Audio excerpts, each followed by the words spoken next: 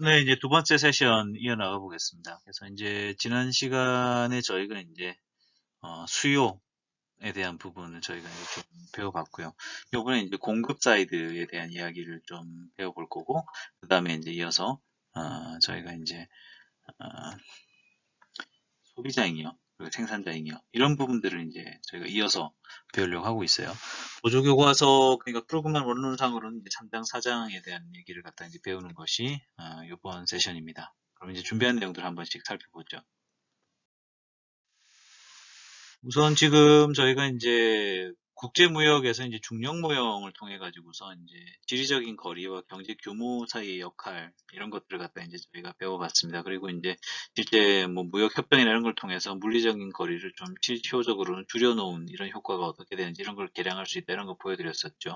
그다음에 이제 입지에 따라 가지고서 이제 경제 규모 대비 더 많은 무역을 하는 나라도 있다 이런 말씀 보여드렸었고, 그다음에 이제 교육을 하는 이유, 그다음에 이제 교육을 할 때 이제 비교의가 있었을 때 이제 특화함으로써 말하자면 그 나라의 후생을 더 높일 수 있다라고 하는 것들을 갖다가 이제 말씀을 드렸었어요.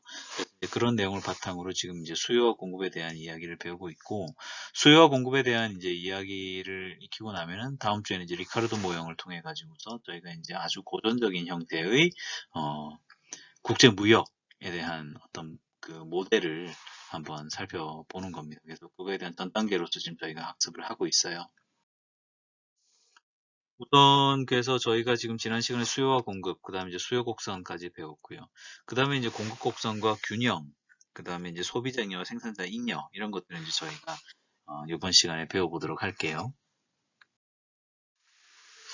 공급, 공급이란 것은 판매자의 행동을 나타냅니다. 물론 이제 그 공급자 같은 경우는 얼마까지 알아보셨어요? 이런 그림처럼 실제 이제 가격이 좀 높게 부르는 사람이면 더 많이 팔을 의사가 있을 거고, 가격이 타이트하면 잘 안 팔려 그러겠죠. 공급 곡선이라고 하는 거는 각각의 다른 가격에서 제한한 서비스가 얼마나 공급될 수 있는지를 보여주는 곡선이에요. 말하자면 미치고 파는 장사는 없기 때문에 감당할 수 없는 가격이다 그러면 공급을 안 할 거고, 그러다 보면은 결국은 공급될 수 없는 수량이 되는 거죠. 그래서 공급량이라고 하는 거는 특정한 가격에서 사람들이 팔려고 하는 재화나 서비스의 실제 수량을 이야기합니다. 근데 이제 세상에 있는 공급자가 다 다양하기 때문에 이 사람들에 따라 가지고서 공급량이 다 제각각일 거고, 가격대도 다 제각각일 거고. 그래서 그것을 갖다가 이어놓은 것이 공급 곡선이지요. 예컨대 이제 면직물의 가격이 올라가게 되면 직물업자들 같은 경우는 이윤이 상승하지 않겠어요? 그러면은 생산을 늘려서 자기 이윤을 극대화하려고 하는 유인을 가질 겁니다. 반대로 면직물 가격이 하락했어요. 그러면은 가격이 지금 세로 쪽에 있는데 아래쪽으로 가게 될 때는 팔아도 돈이 별로 안 남을 거니까, 에이, 그러면 차라리 생산 안 할랜다 라고 하면서 이제 전체적으로는 좀 판매량을 줄여버리겠죠. 아마 재고도 않기 싫을 거예요, 이런 상태에서는.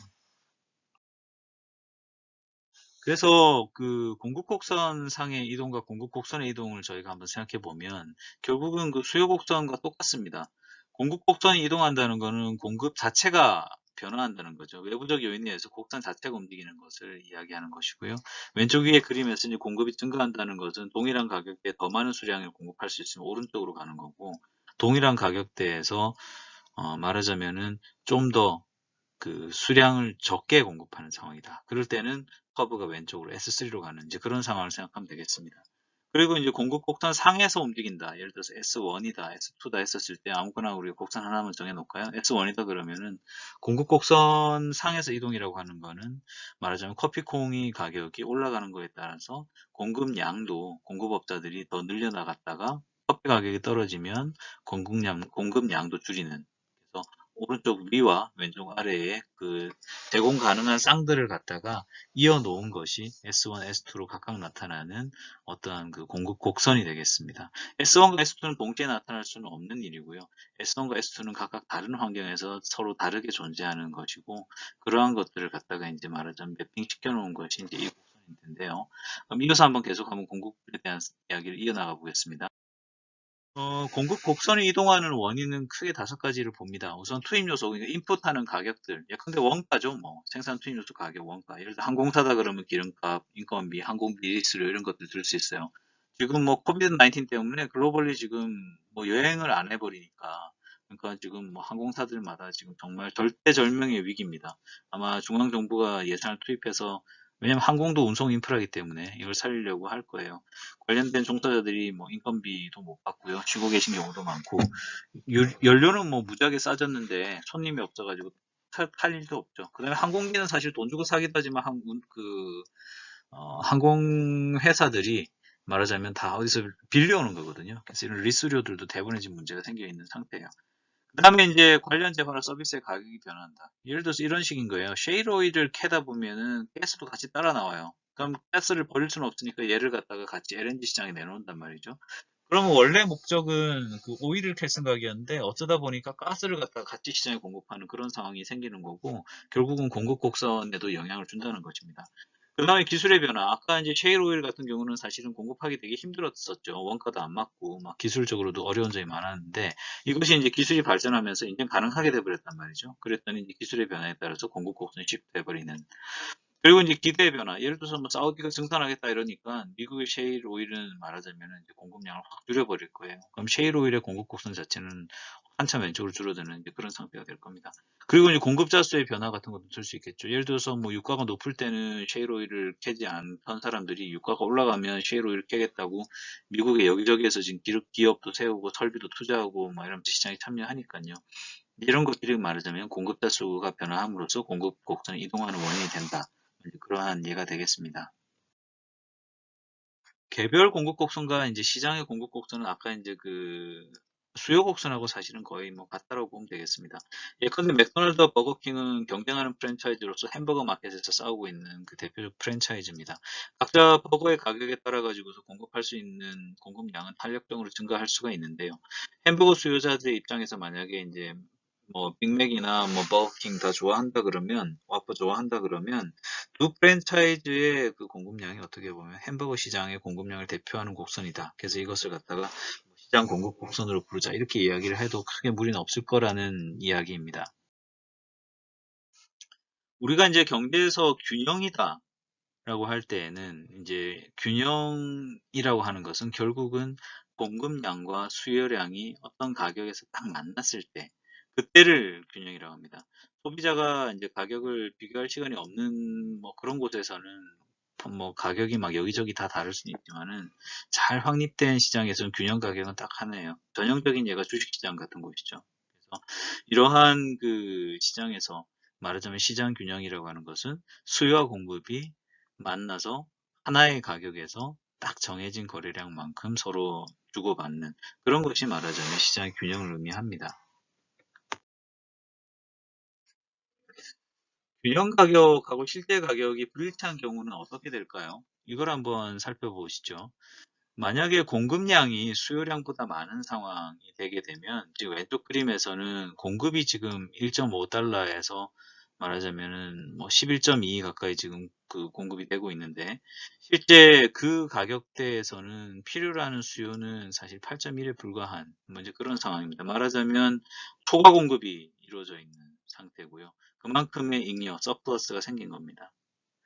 이런 상태에서 지속할 수는 없죠. 네. 공급자들은 어떻게 하냐 그러면은 가격을 낮춰서라도 팔아버리려고 할 거예요.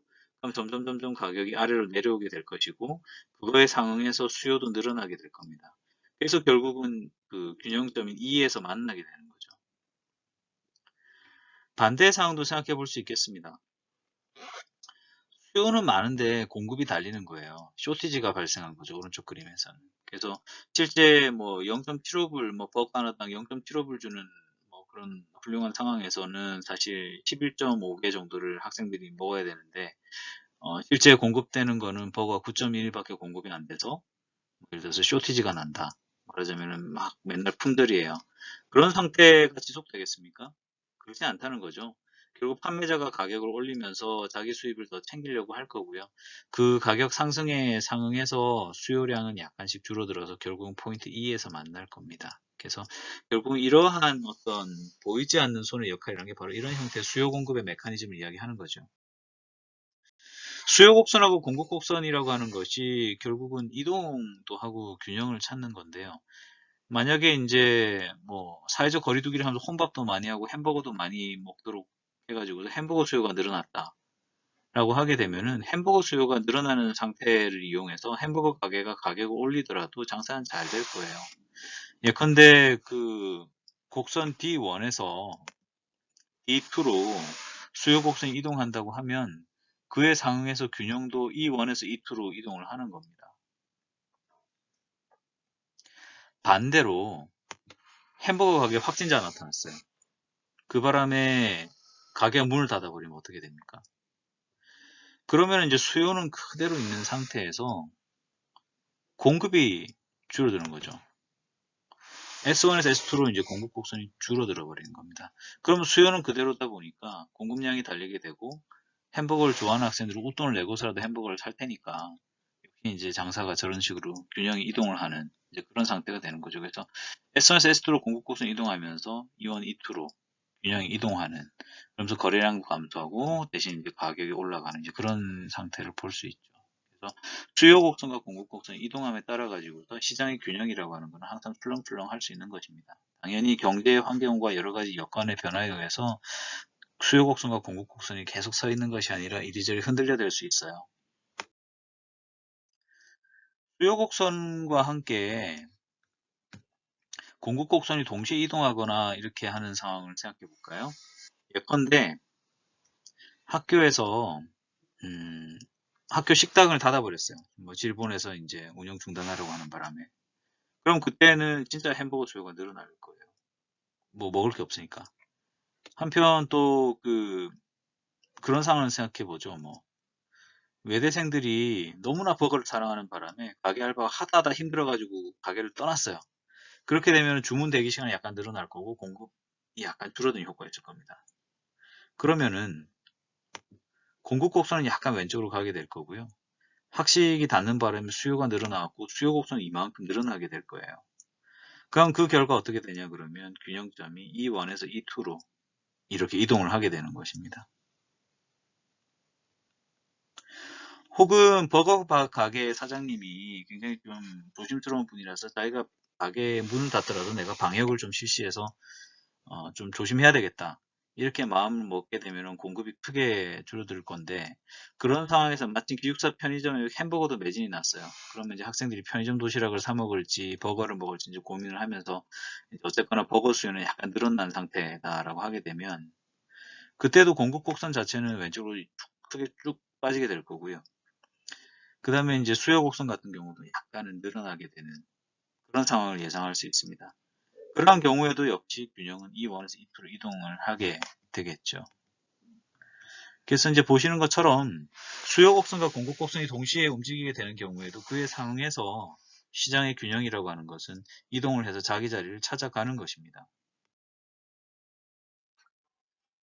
자, 소비자 잉여와 생산자 잉여에 대해서 좀 말씀드려볼게요. 소비자와 생산자는 왜 만나서 시장에서 거래를 합니까? 거래를 하는 이유는 각자 남는 게 있어서요. 그래서 여기서 남는 부분, 말하자면 이득을 보는 부분을 잉여라 그럽니다. 그래서 소비자 잉여는 시장 가격하고 소비자가 지불하려고 하는 가격의 차이. 말하자면 나는 100만 원 주고서도 그 물건 사고 싶었는데 50만 원의 시장에 나와 있었어요. 그러면 거래를 50만 원에 거래를 하고 50만 원만큼은 자기가 이득 봤다 이렇게 생각하겠죠. 혹은 생산자 입장에서 보면 이런 식인 거죠. 자기는 한 50만 원 돼도 이 물건 팔라 그랬는데 100만 원에 누가 사가줘요. 그럼 50만 원만큼은 자기가 더 이득 본 거다 생각하겠죠.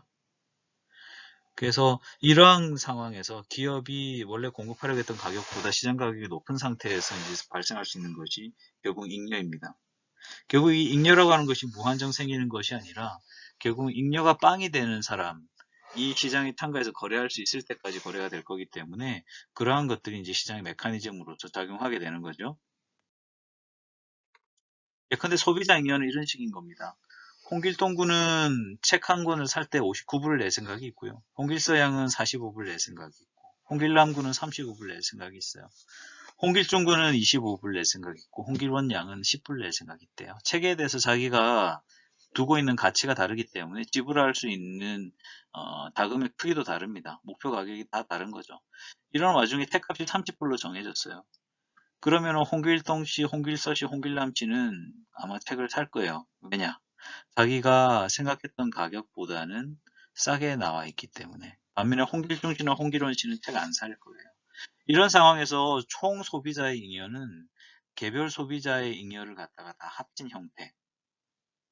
말하자면 홍길동 씨는 30불에 책을 샀고 자기는 59불을 줄 생각이 있었기 때문에 29불이 남는 식이죠.